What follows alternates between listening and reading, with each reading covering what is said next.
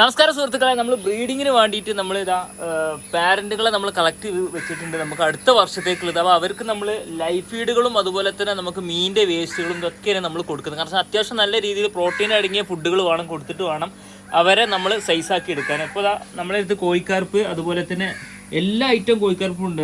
Japanese ഉണ്ട്, നീലവാഹ ഉണ്ട്, red tilapia ഉണ്ട്, ചിത്രലാട തിലാപ്പിയ ഉണ്ട്, അതുപോലെ തന്നെ വാഹ ഉണ്ട്, ചേറാനുണ്ട്. ഇവരെല്ലാവരും ഉണ്ട് കേട്ടോ നമ്മളെ ടാങ്കിൽ. നമ്മൾ ഇവരെ ബ്രീഡിങ്ങിന് വേണ്ടിയിട്ടാണ് നമ്മളിവിടെ റെഡിയാക്കി വെച്ചിരിക്കുന്നത് അടുത്ത വർഷത്തേക്ക്. അതുവരെ നമ്മൾ നല്ല രീതിയിൽ നോക്കും. അപ്പോൾ അവർക്ക് തീറ്റയ്ക്ക് വേണ്ടിയിട്ടാണ് നമ്മൾ ഇതൊക്കെ ഈ സാധനം കണ്ട നമ്മുടെ അയലയുടെ വേസ്റ്റാണിത്.